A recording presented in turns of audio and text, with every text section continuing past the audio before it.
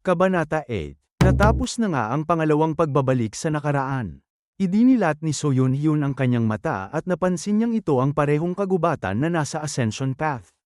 Habang tinitignan ni So Yun-hyun ang kanyang kamay ay iniisip niyang punong-puno rin ng enerhiya ang kanyang katawan at dito niya rin napagtanto na hindi lang isang beses ang kanyang abilidad na bumalik sa nakaraan. Nagpakita na nga na naman si bastardong John Myung-hoon na sinisigawan si So Yun-hyun at handa na siyang sumapak. Pero madali lang na iniwasan ni So Yun-hyun ang kanyang kamay at habang patuloy na iniiwasan ng ating bida ang kamay ni Bastardo ay nagtataka na lang siya kung bakit siya bumalik ulit sa nakaraan.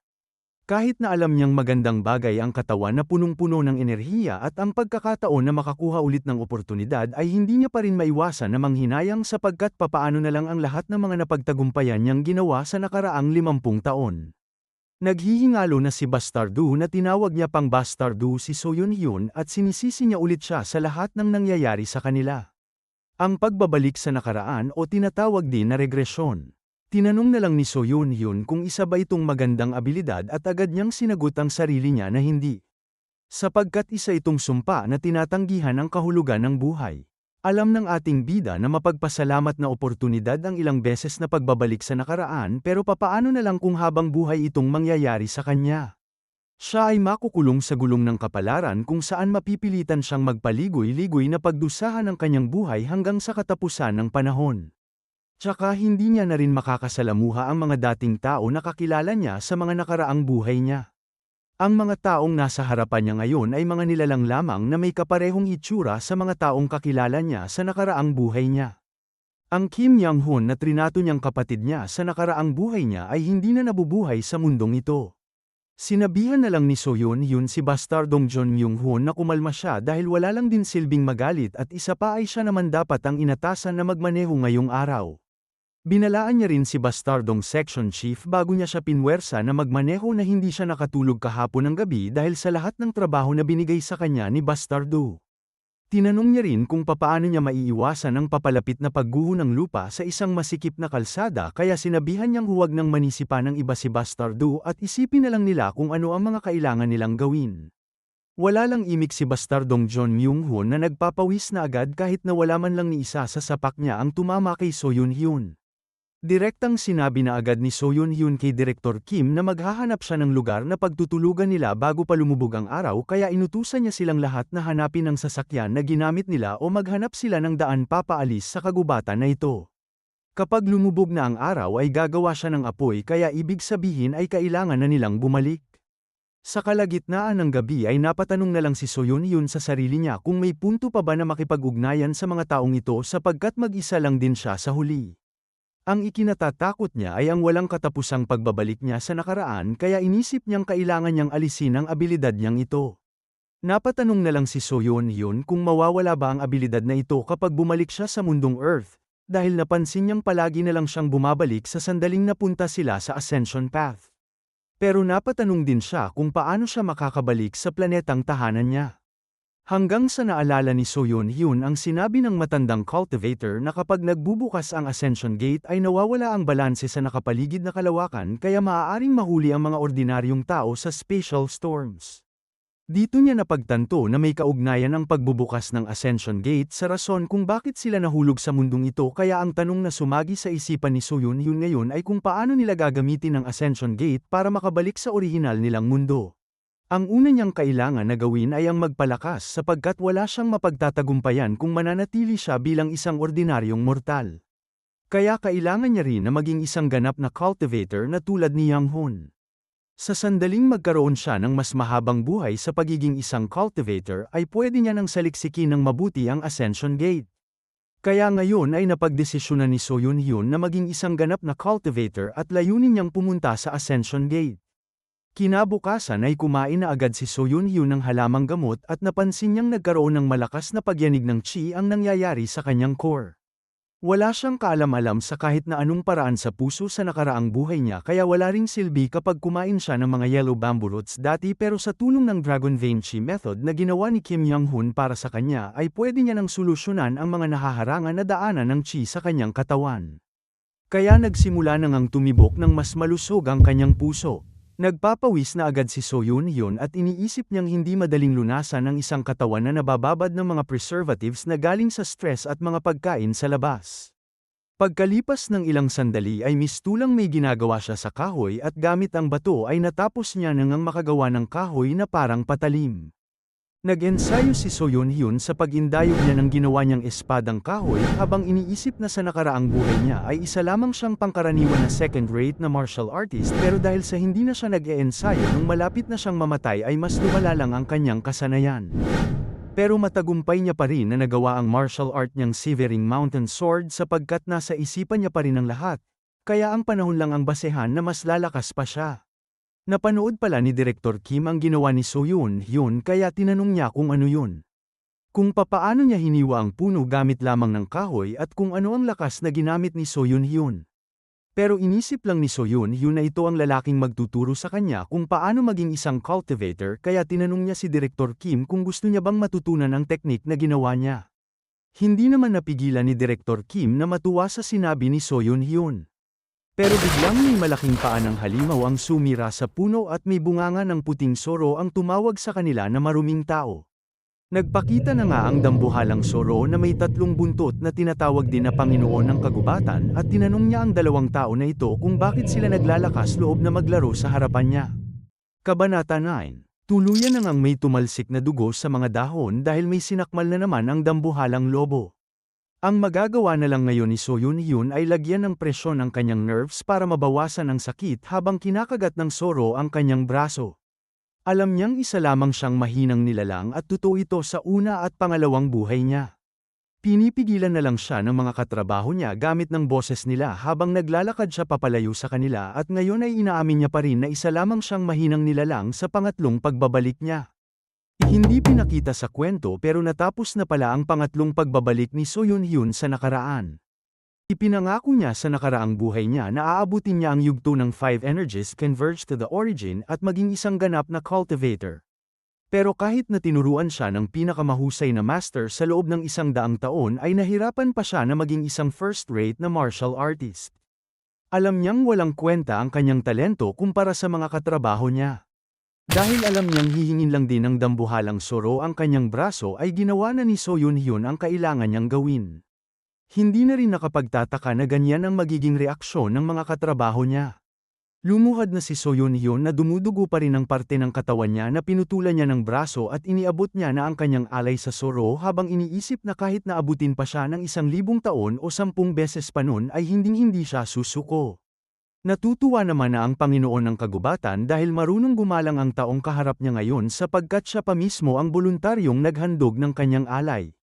Sinabi ng Soro na titikman niya na ang alay para sa kanya habang iniisip lang ni Soyun-hyun na handa siyang ialay ang kanyang braso kahit anong oras hanggang dumating ang araw na magiging mas malakas siya sa dambuhalang Soro. Pagkatapos nakainin ng Soro ang braso ni Soyun-hyun ay umalis na ulit ang halimaw at pinayagan silang manatili sa teritoryo niya. Hindi na pinakialaman ni Soyun-hyun ang mga katrabaho niya at ipinagpatuloy niya na lang ang kanyang pag-eensayo ng kanyang espada sa kagubatan. Bukod sa pagdating ng mga cultivators para pagalingin ang kanyang kamay at dukutin ang kanyang mga katrabaho ay patuloy lang si Soyun-hyun sa pag-indayog niya ng kahoy na espada niya nang walang pagkain o pahinga. Itinigil niya lamang ang kanyang pag-eensayo nung dumating na ang pang-4 na araw at bilang mababang mortal ay humingi siya ng permiso na tanungin ang Sea Dragon King. Hindi naman inaasahan ni Soul ang magalang na paghingi ng permiso ni Soyun-hyun kaya pinayagan niya siyang magtanong. Sinabi na nga ni Soyun-hyun na alam niyang balak na kunin ng Sea Dragon King ang babae niyang katrabaho pero alam niya rin na walang spiritual root ang babae at nabubuhay lamang ang mga regular na mortal hanggang sa 100 taon kaya tinanong niya kung ano ang magiging silbi ng babaeng mortal sa Sea Dragon King. Napahalakhak lang ng kaunti si Soul dahil napansin niyang maalam si Soyun-hyun sa mga bagay na tungkol sa kanilang cultivators pero sinabi niya lang na huwag mag-alala ang mortal sapagkat sa sandaling tatanggapin ng babae ang kanyang dugo ay babangon din ang spiritual root ng babae na babagay sa kanya. Napatanong na lang ulit si Soyun-hyun dahil kung ganun naman pala ay pwede rin bang ibigay ng Sea Dragon King ang oportunidad na bigyan sila ng dugo niya sapagkat nanggaling lang din naman si Soyun-hyun at ang babaeng katrabaho niya sa iisang lugar. Napangiti lang si Soul at sinabi niyang makinig ng mabuti si Soyun-hyun.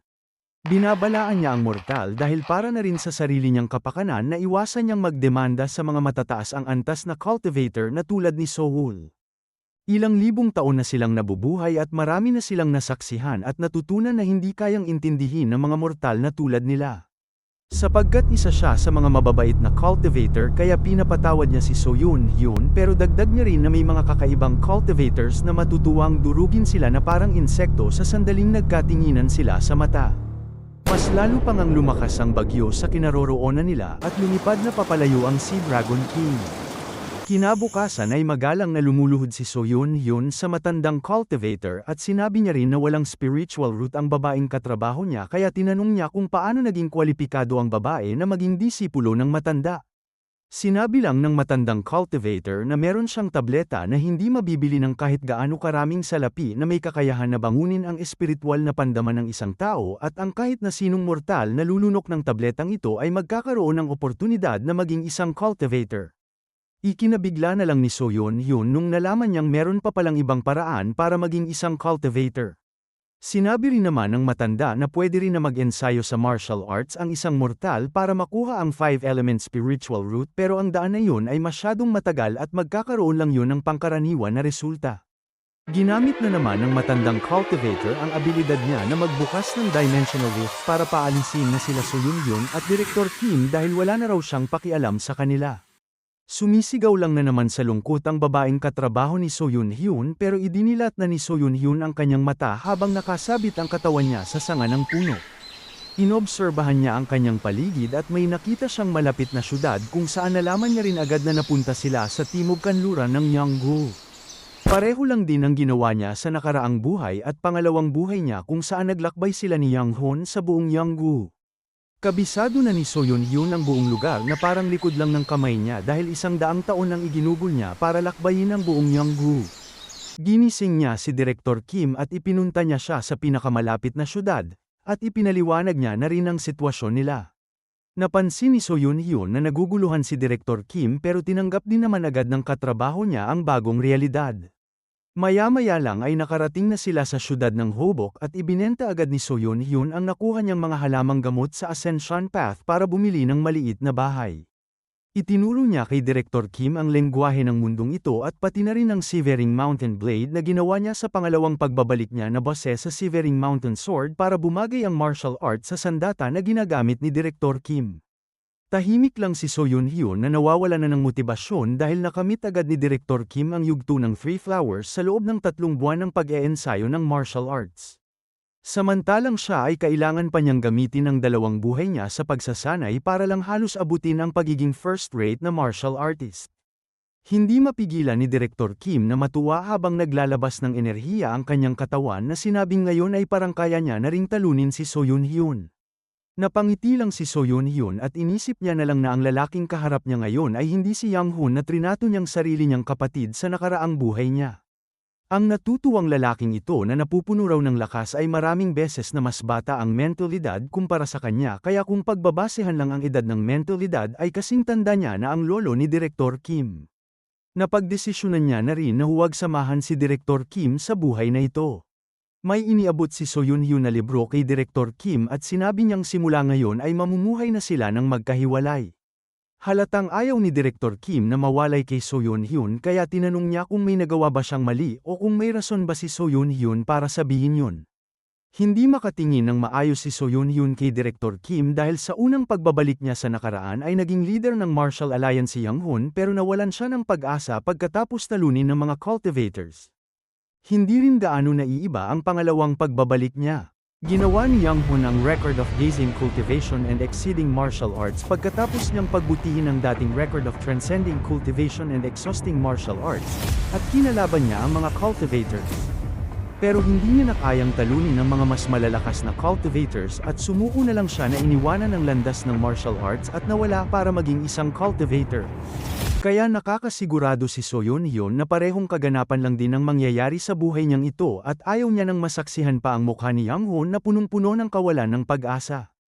Ang sinabi niya lang na rason kay Director Kim ay balak niyang lakbayin ang mga lupain at pagbutihin ang kanyang kasanayan pero nagpapawis na tinanong siya ni Director Kim kung paano siya mabubuhay nang wala si Soyun Hyun. Ang sagot lang ni Soyeon Hyun ay higit pa sa sapat ang kasalukuyang kasanayan na ngayon ni Direktor Kim. Natutunan niya na rin kung paano makipagsalamuha, magsulat, at makipaglaban. Dagdag pa ni Soyeon Hyun na isang martial artist si Direktor Kim na nasa yugto ng martial peak kaya hindi niya na kailangan na mag-alala. Pero nalulungkot pa rin si Direktor Kim dahil ibig sabihin nito ay kailangan niya ulit na makipaghiwalay sa isang tao na galing sa sarili niyang bansa. Para hindi na malungkot si Direktor Kim ay sinabi na lang ni Soyeon Hyun na ipangako nila sa isa't isa na magkikita ulit sila sa bahay na ito kada 2 taon. Pinag-isipan pa rin ni Direktor Kim ang mungkahi ni Soyeon Hyun pero buti na lang ay nakumbinsi niya siya at umalis na nga si Soyeon Hyun sa bahay na tinutuluyan nila.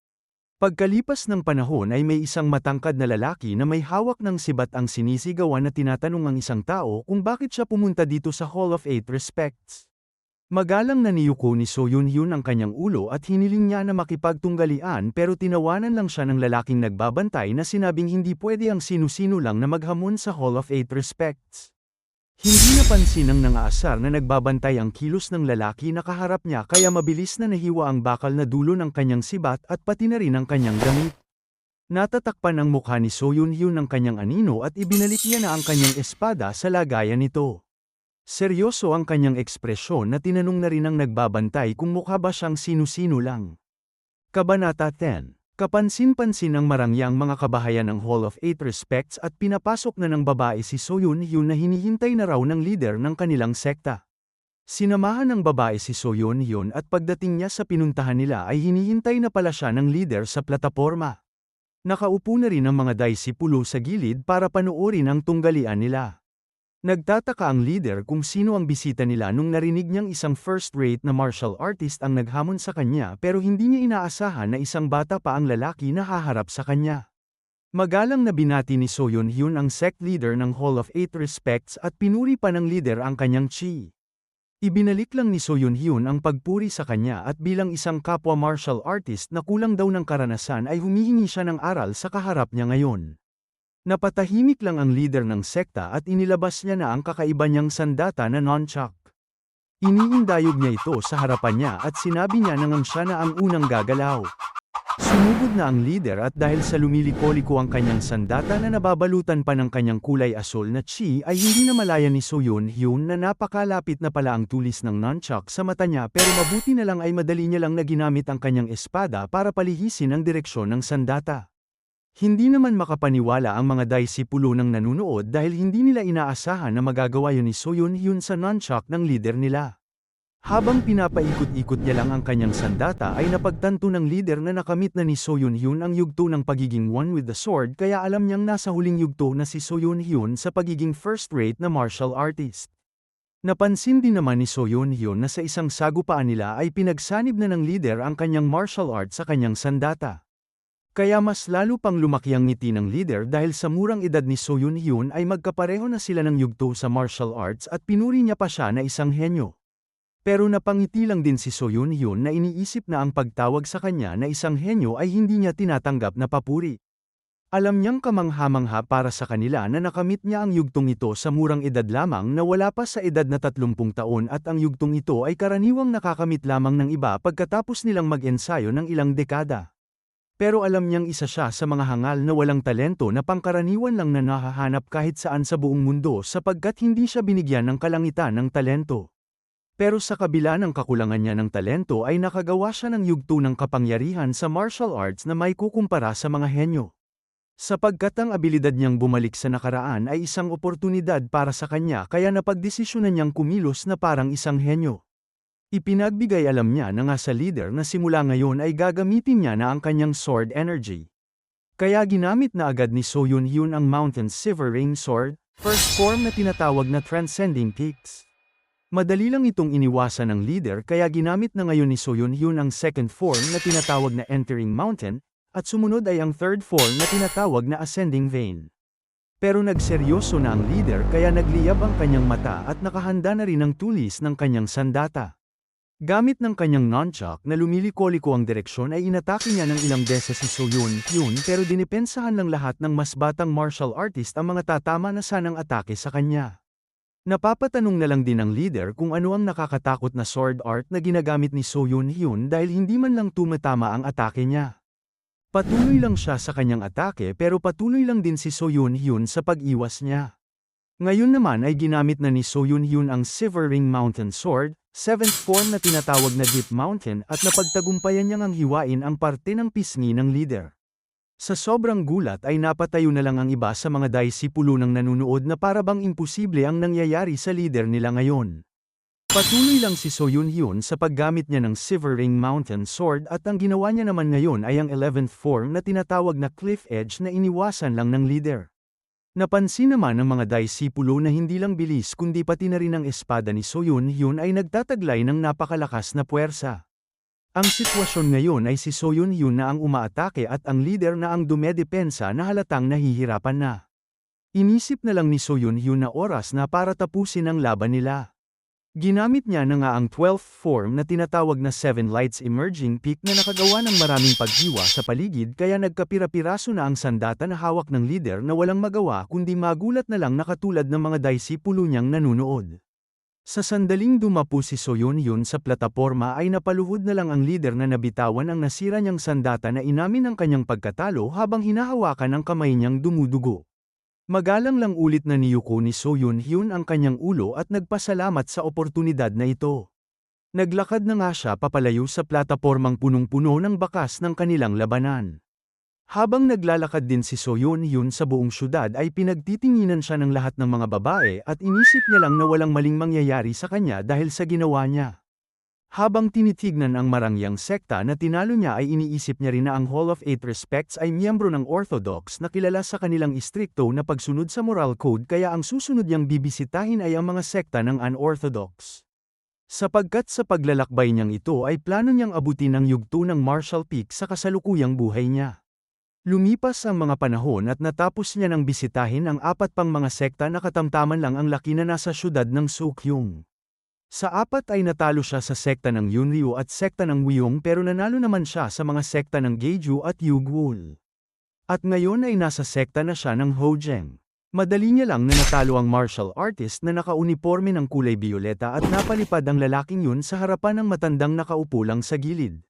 Nanginig-nginig pa na hindi na makatingin ng maayos ang lalaki.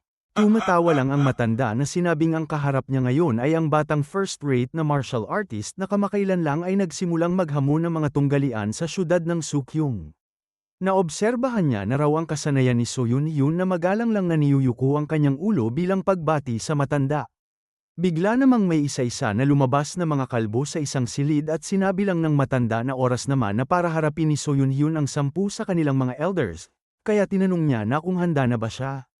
Napaisip na lang si So Yun-hyun kung ganito ba talaga maghiganti ang mga sekta ng unorthodox at sinabihan niya na nga ang matanda na ang akala niya ay natapos na ang kanyang tunggalian pagkatapos ng kanyang pagkapanalo dahil wala rin siyang narinig na sunod-sunod na tunggalian at mas lalo pa sa sitwasyong ang naghamon na mag-isa lang ay haharap sa 10 kalaban. Pero gumawa lang ng nakakainis ng ngiti ang matanda at sinabi niyang ngayon ay mabuti na lang para kay So Yun-hyun na nalaman ng may ganong sitwasyon. Ang sagot lang ni So Yun-hyun ay ang kanyang pagbabanta na kapag ikakalat niya sa ibang mga sekta ang ginagawa ng matanda ay siguradong babagsak sa lupa ang sekta ng Hojeng. Pero sabi lang ng matanda na walang problemang magaganap dahil sa sandaling masugatan daw si So Yun-hyun habang nakikipagtunggalian sa loob ng sekta niya ay lalala lang daw ang kanyang sugat at siya ay magkakasakit. Sasabihin nilang inaalagaan daw nila siya at papaniwalaan lang ng mga tao na ginawa nila ang lahat ng makakaya nila pero sa kasamaang palad ay tuluyan na raw siyang sumakabilang buhay. Habang isinasalaysay ng matanda ang iniisip niyang mangyayari kay So Yun-hyun ay agad na napalibutan ang batang first-rate na martial artist ng mga kalbong mandirigma na may sari-sariling sandata at dagdag pa ng matanda na hindi kaya ng patay na tao na pabulaanan ang kanyang mga salita, di ba? Kalmado lang ang ekspresyon ni So Yun-hyun na iniisip na mas baliw pa sila kumpara sa inaakala niya. Mga boss, kung nag-e-enjoy kayo sa mga quality na Tagalog recap videos ng channel na ito ay mas enjoyable kapag kayo ay nag-like, subscribe, at share sa mga kakilala nyo dahil ito ay para na rin sa patuloy na pag-upload ng mga quality videos sa channel. Mag-like at follow na rin kayo sa aking Facebook page na kapareho rin ng pangalan na The Comics Reader kapag gusto nyo ng mga recommendations na babasahin at mga quality short videos na papanuurin. Maraming salamat.